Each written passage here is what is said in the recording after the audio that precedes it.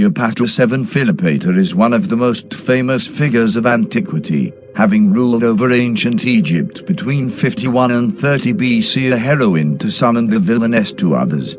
Her fate was intimately tied to the fortunes of the Ptolemaic kingdom, of which she was the last ruler. Today, Cleopatra is most famed for her various love affairs, which have been the subject of films, television series, novels, and stage plays. Cleopatra's affairs with the prominent Roman generals and statesmen Julius Caesar and Mark Antony have a place in the common consciousness that few other historical romantic entanglements have ever achieved.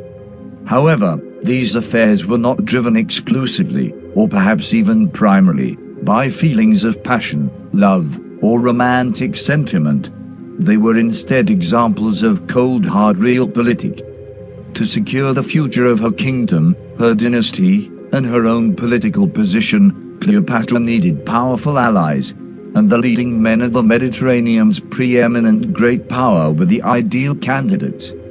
Cleopatra 7 and her lovers in fiction and reality. Cleopatra and her lovers have been a popular topic over the centuries for various works of historical fiction, greatly coloring the popular perception of her character.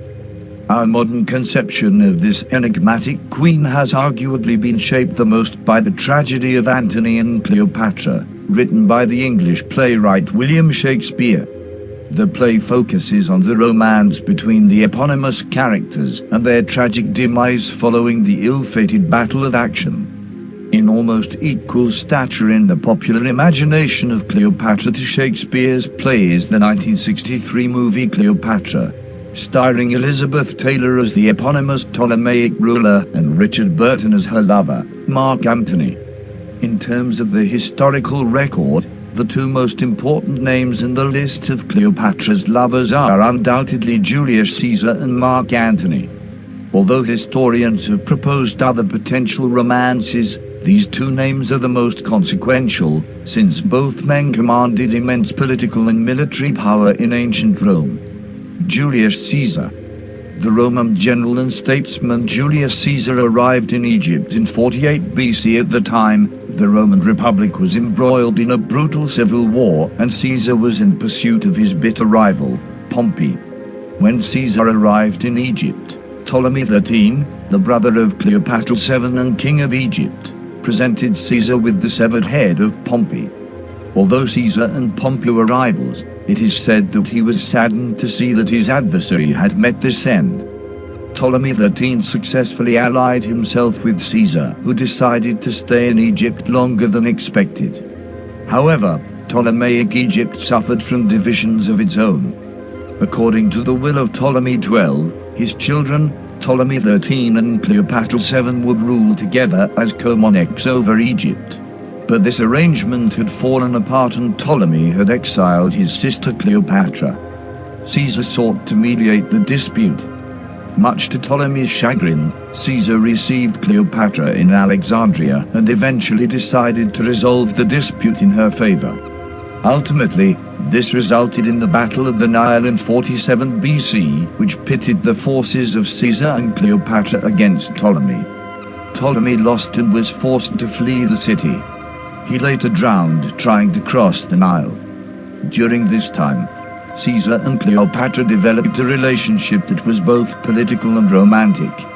This relationship was mutually beneficial. Cleopatra aimed to safeguard Egypt's autonomy, while Caesar sought to expand his influence in the eastern Mediterranean. Their alliance allowed them to consolidate power and establish a formidable force against their opponents.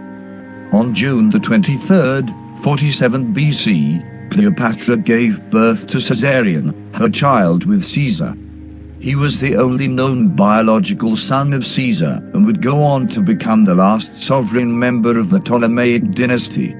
In 46 BC, Cleopatra visited Rome with her other younger brother and now husband Ptolemy XIV. Ptolemy XIV was elevated to co-ruler with his sister for the sake of political stability.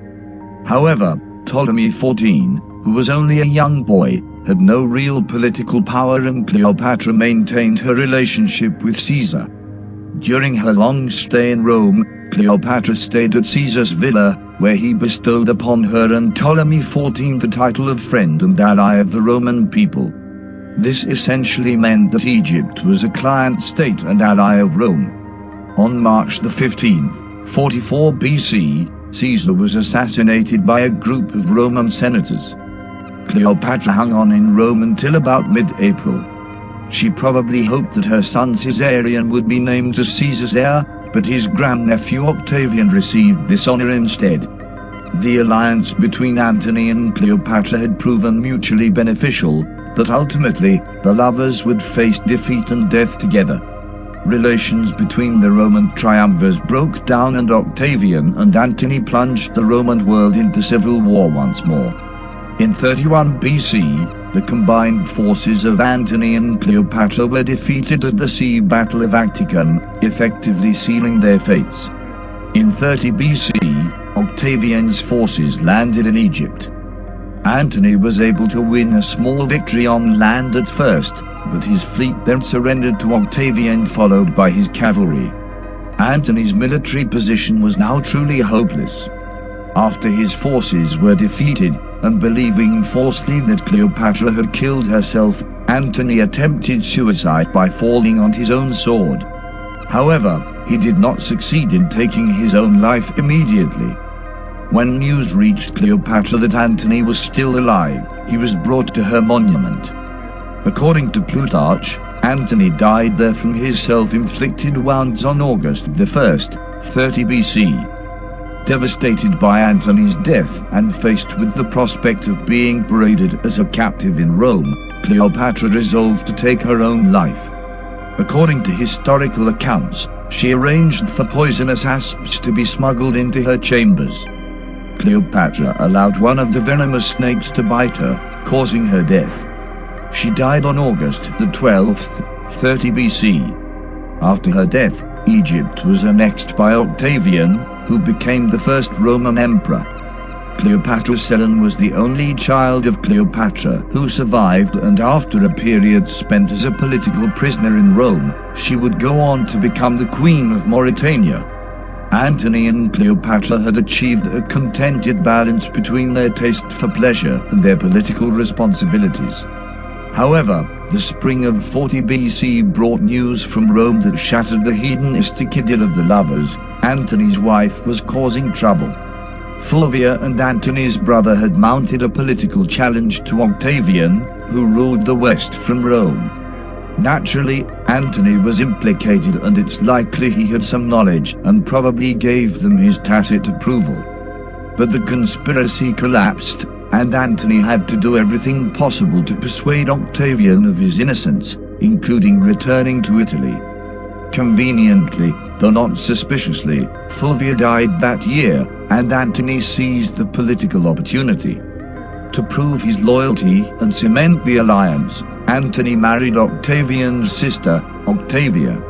She was considered by some to be more beautiful than Cleopatra, but as a model of sober Roman virtue, she was very different from the pleasure-loving Egyptian. Antony finally returned east in 37 BC and immediately resumed his passionate affair.